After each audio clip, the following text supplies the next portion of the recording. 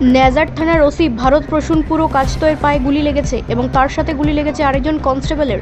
ন্যাজার থানার রাজবাড়ি এলাকার ঘটনা। দুই দলের মধ্যে সংঘর্ষ ছিল। খবর পেয়ে ওসি ঘটনাস্থলে যায়। তখনই একটি বাড়ির ভেতর থেকে দুষ্কৃতীদের ছোড়া গুলিতে আহত হয় ওসি।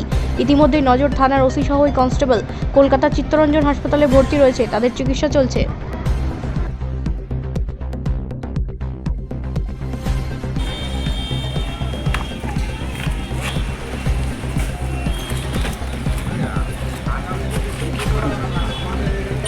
ঢুকবো?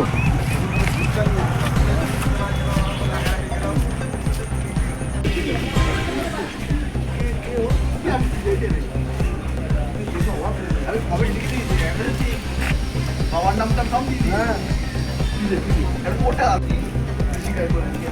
যেহেতু মানে প্রতিবেশী আমাদের তো সবই নাম প্রকাশ করা যাবে নাম